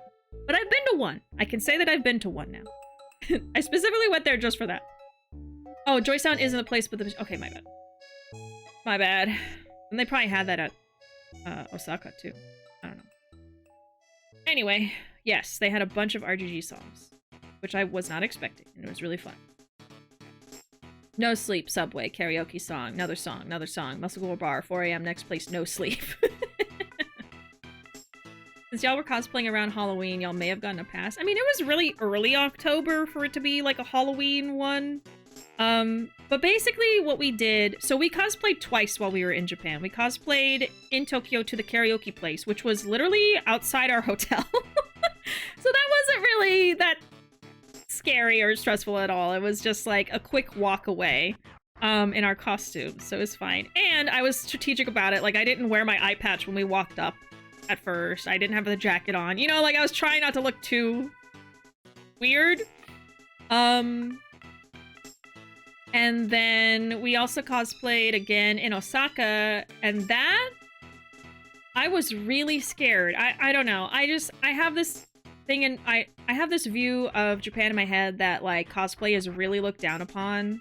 Even if it's not illegal, it's like you're not supposed to do it in public. So I was just really, really scared and self-conscious about it. Like, I didn't want anyone to say anything to us, or, again, I had that anxiety of bothering people, so I was like, oh.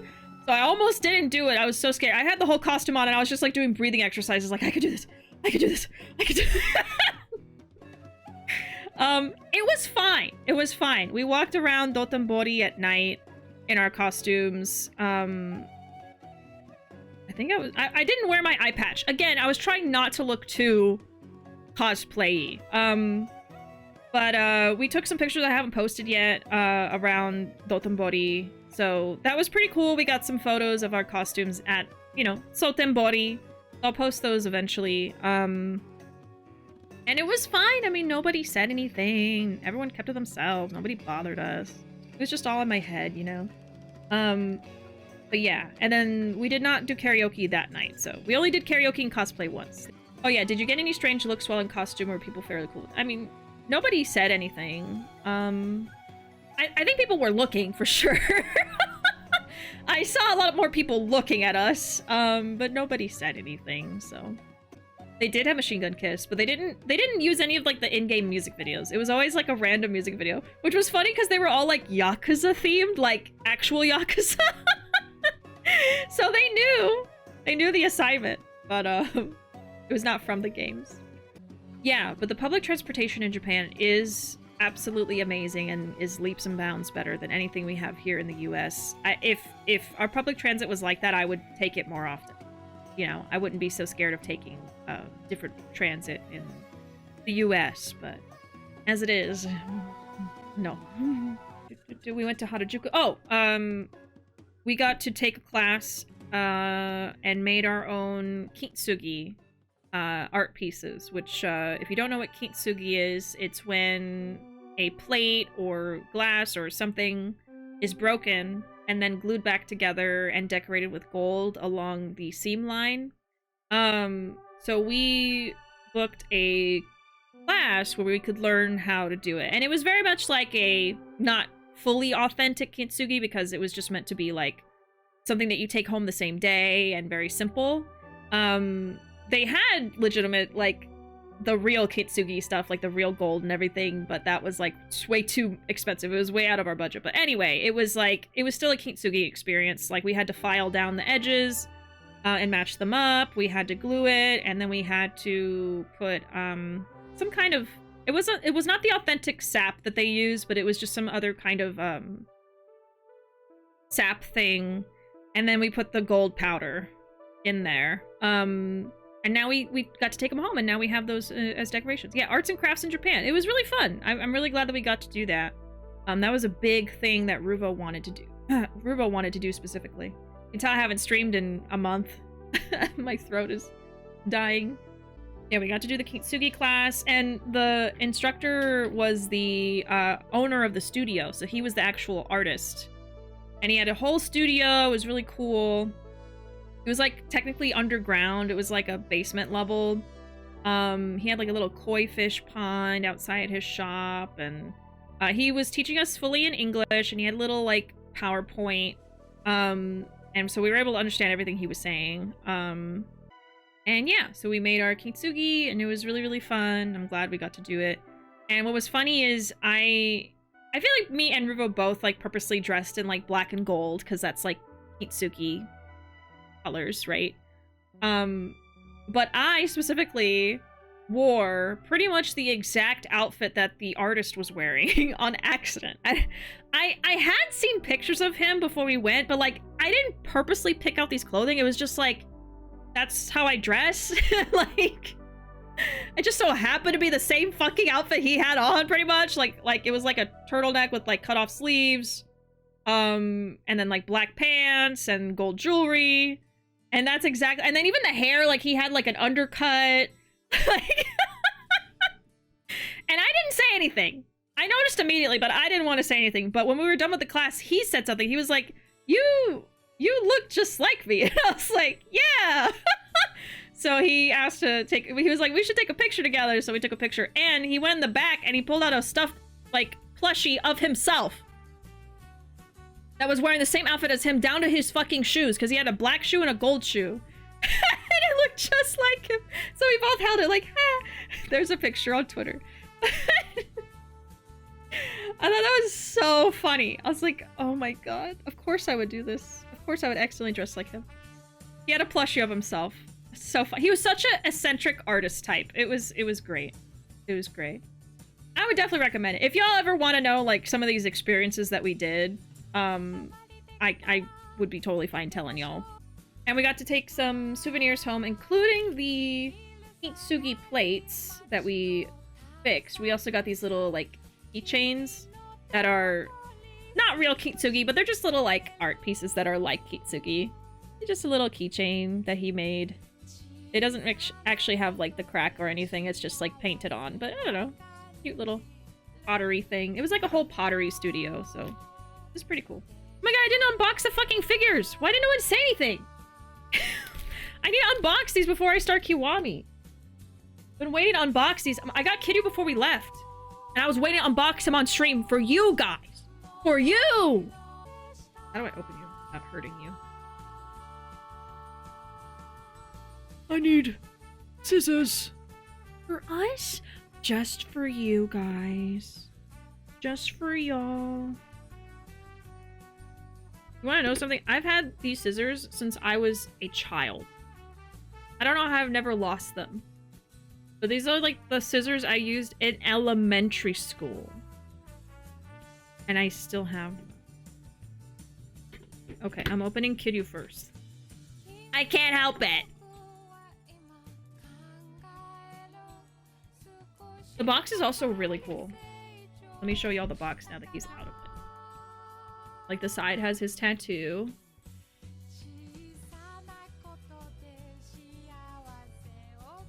Has the Kamurocho gate. Side. And then the inside, of course, has like the little Kamurocho. Where did you get him?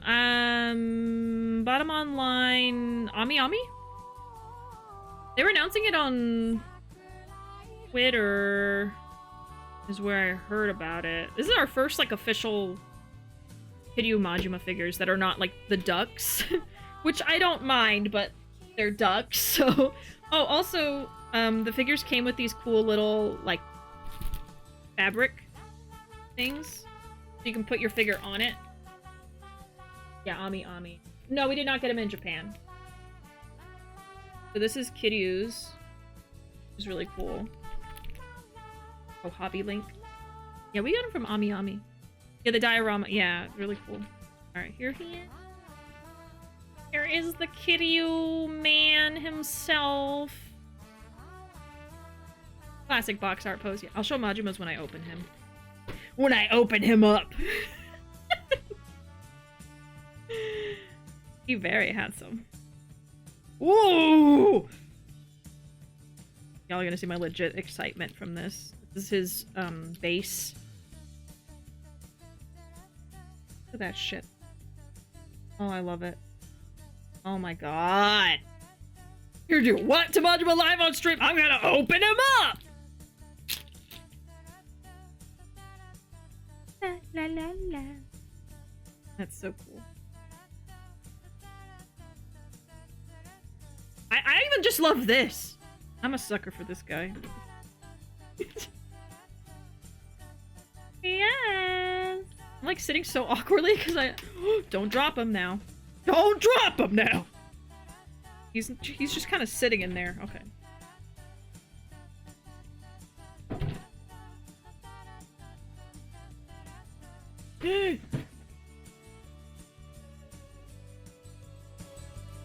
I should probably put the plastic back in the box.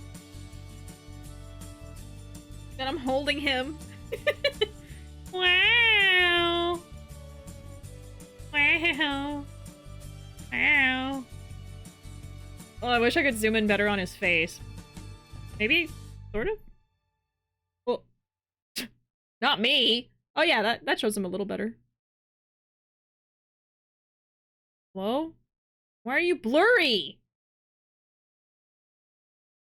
That's the best I can do. Wow. Wow. Just in the silence.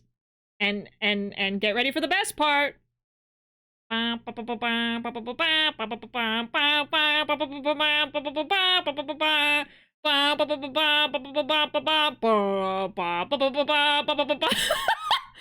is it flat? Why is it flat? Inaccurate, not canon, 0 out of 10. Why is it so flat? Why? Like, there's a little cheek there, but it's okay. I know what it would really look like, King. Don't worry. I know your truth. Oh yeah, how could I forget the best part? The tattoo is the best part, actually. Oh yeah. Oh yeah. I actually haven't even looked at it up close. That's funny. The tattoo is just like... It's like a decal stuck on there. It looks like a sticker. That's funny. Yeah, anyway, so, I'm just admiring all the... I like the shoe details. It's got, like, the little scale from the snake print. That line in the back is real deep. What was I gonna say? Looking at his hair. I am studying him, analyzing. Analyzing. Oh my god. Why is it so flat? Thank you for the clip. What was I gonna say? I totally blanked. Okay, let me put him on his... I don't know if he should face... He should probably face this way? Yeah, he should probably face... What the hell was I gonna say, dude? Oh. I think I was gonna talk about Kitty. Oh! Girl, don't play with me like this. The little, like, thing was trying to fall through. Like, what? Don't do this to me. Don't do this to me. Okay. That's fine. He's on there. He's on there. It's fine. He's fine! I was gonna say, we specifically got the shirtless versions of Kiryu and Majima because they have the clothed versions, but that was not good enough. We actually had ordered them already. I didn't know they were gonna come out with this one. And then they announced this one right around the time they were gonna start, like, charging us and shipping the other ones, and we actually canceled it and got these instead. Because I couldn't justify getting both. Because it's like the same pose, it's just clothes and no clothes. So I was like, cancel this one, we'll get the shirtless one. So anyway. If you ever doubt how thirsty I am for these characters. There you go. So there's Kiryu.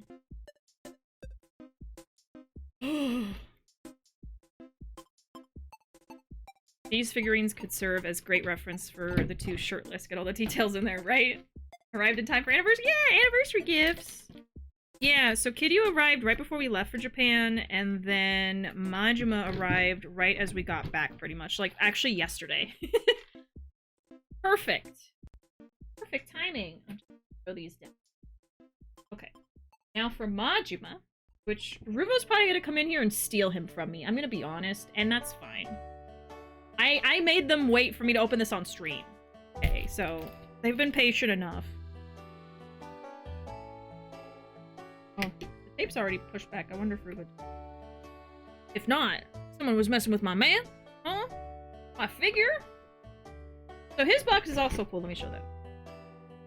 So it has his tattoo on that side. And then the inside is also Kamurocho, the gate.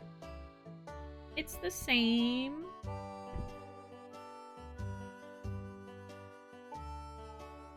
I'm surrounded by stuff. I'm surrounded by things right now. Here is his cloth backdrop thing. I think it goes this way. Yeah. Look at that! With his Tonto out. He's got his Tonto out! POS. Majima! Come out here! Get out of there! Come to Papa. Yes. Yes. Oh wait, I need his stand. His stand! I almost forgot about it. Wow. I love these figures. These are nice. Here is his base. Get over here! Yeah. That's the energy I'm bringing to the stream. What else? Wow. Majima, you're Tonto. It's so big. I'm gonna stop there. There he is! Look at that. Oh my god. Oh my god. Oh my god. The shoe. The shoe. Blurry. Gonna be quiet. Hold on. Everyone, shut up! Majima. His face. Like, the eye? Come on! And there's the top. What direction? Woo! Woo! Yeah!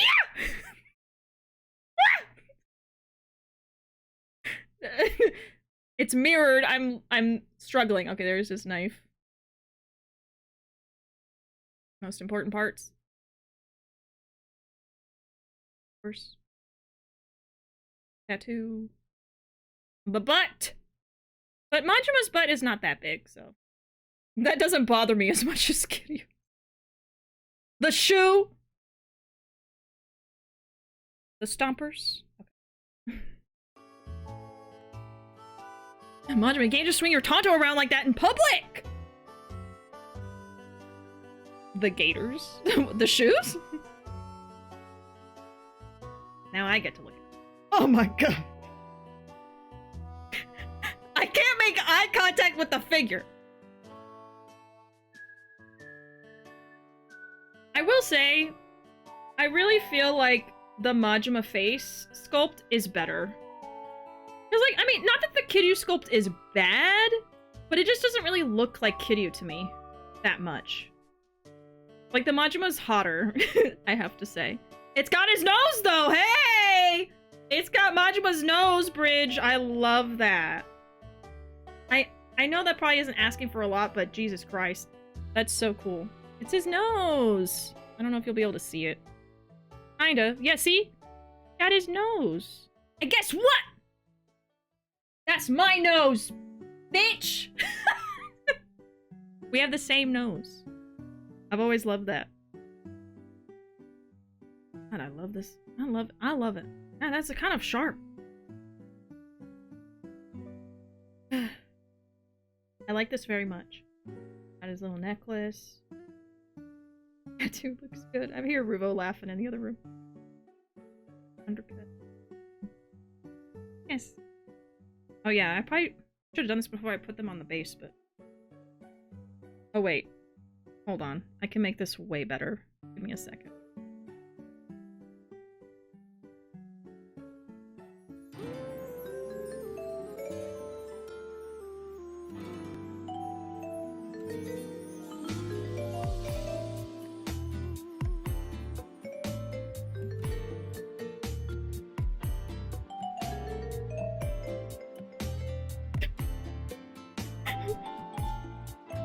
Oh my god!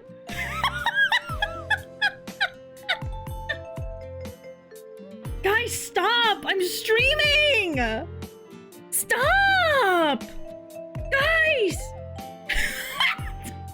Guys, stop! I'm streaming!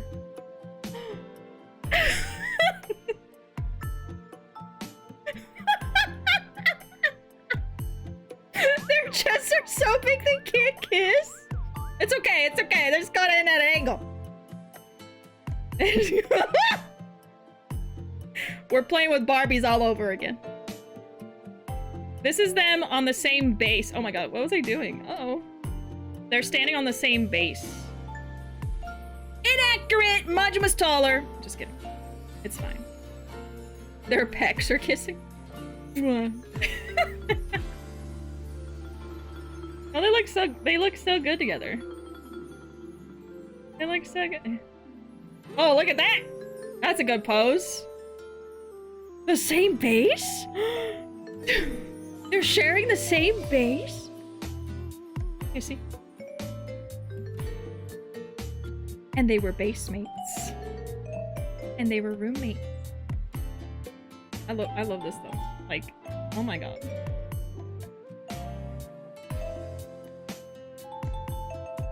Whew. Oh, it's getting hot in here. So good. Someone please clip that. If you don't clip that, are you even a real Bishi fan? I'm kidding. I'm joking. Okay, let's put Majima on the base. On that super base. And is it meant to go like this, or is it meant to go... I doubt it's meant to go. Don't you hate when the figures don't quite match up with the goddamn pegs? Like, what? What is happening? I have to, like... I'm going to say this with the full knowledge of what I'm saying. I have to spread his legs open to get hands on the pegs!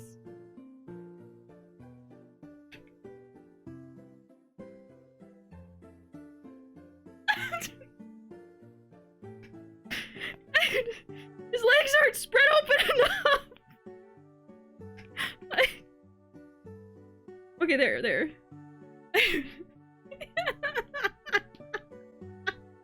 I'm sorry! Okay?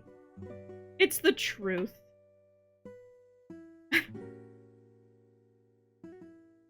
There. Right? No? Maybe so? I don't want to break you, King. I don't want to hurt you. Maybe a little bit, but not like that. Okay, anyway, he's on his base. There he is. He looks so good! I really feel like the Majima one's a little better. Only because of the face. The face is really good. I mean, Kiryu still looks amazing. He really does. But, I don't know, it's just not very... Like, it's Kiryu, but... I don't know. It's like his eyes are too close together or something. I don't know. Oh my god. Here they are on their bases. Hey. They look very nice. Very nice! Ruuuvo, do you want to steal Majima from me? I won't blame you. I actually don't know where to put them. I guess I'll put their boxes on the ground. Put them over here on my table. Protect them. I'll have to take some nice pictures of them. Like, I actually did take pictures of the Kiryu box when it came in, but like, I didn't post it. I was too busy. Ruuuvo's here to collect their Majima. I want to see your hand snatching it from me. I know. Oh my. Oh my god. I don't know where to put. I mean, I would like to display them somewhere in here. I just don't know where yet.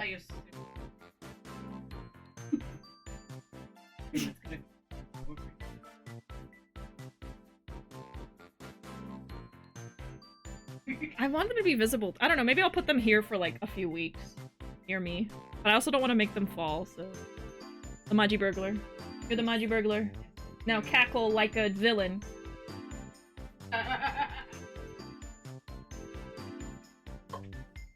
Y'all hear that?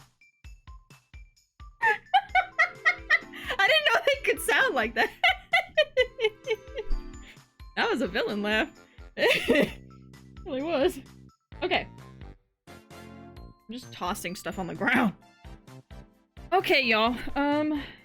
Well, I guess let me just show you the rest of what we got in Japan that's near me, and then let's hop into Kiwami, because I might not want to do 4 hours, but we're already at 3 hours, so it's inevitable.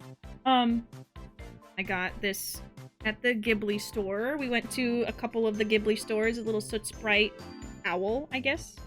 It's really cute. Because they're carrying the little candies and they're like little beads. It's so cute. I had to get it when I saw the beads. Adorable. I love Soot Sprites. That's from Ghibli. This is from the official Godzilla store. We went to one in Osaka. And it is a Mothra shirt. And it's really cute.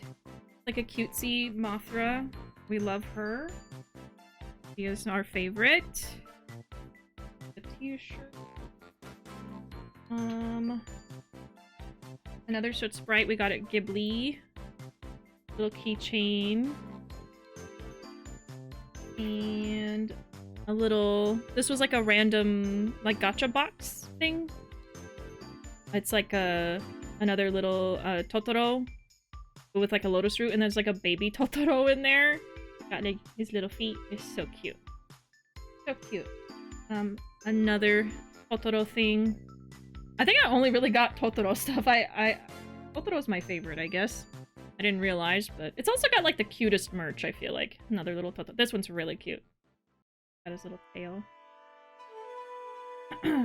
We got this at the Nintendo store. It's like a little pouch with a Korok on it. It's really cute. And the zipper is like the little Korok seed. We got this at the Capcom store. It's an Okami plush. It's like one of those little like bean plushes. And they usually have a Edgeworth and Phoenix, which I would have gotten, but they were sold out. Both of them. But this was really cute.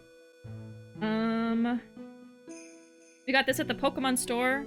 We would have got a Snom, but they were also out of those. They only had giant Snoms, and we just didn't want to spend the money, so... We got a Pyukumuku. It's really cute and squishy and fluffy. We got this at the Sunshine Aquarium. It's the little penguins that they have there. Really cute. Adorable. This was another thing we got at the Nintendo store. It's a Pikmin. It was all the enemies, and this is the one we got. Is like the gold giving bug, and you can wind it up and it'll go. Oh, I did get another thing at the Capcom store. I almost forgot. I got an Edgeworth standee. He's in this bag right now. It has like what's the text? It might be objection in Japanese. What does that say, y'all? Is it objection? Or is it what Edgeworth says? Might be something else. I know the second character is Ta, but I don't know what the kanji says. Yeah, it's like older Edgeworth.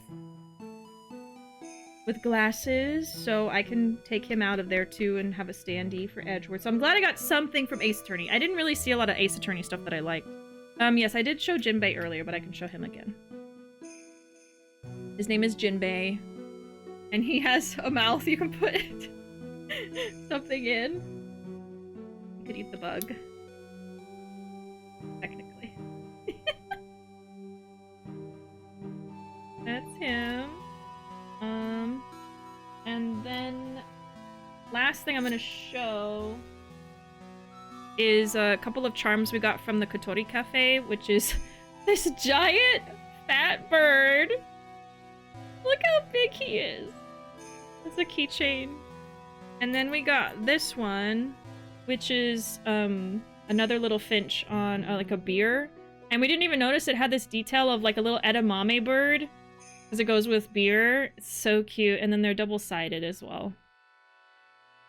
The other one is not double-sided. But yeah, super cute. I love everything that we got. I regret nothing. I almost wish we got even more stuff. But it is what it is. That was our motto for the whole trip, actually, was it is what it is. Because a lot of stuff would happen and we'd be like, it is what it is. I mean, what are you gonna do? For good or bad. But yeah, so that's everything I wanted to show y'all. Yeah, that's it for the just chatting segment pretty much, and I'll be back soon. BRB.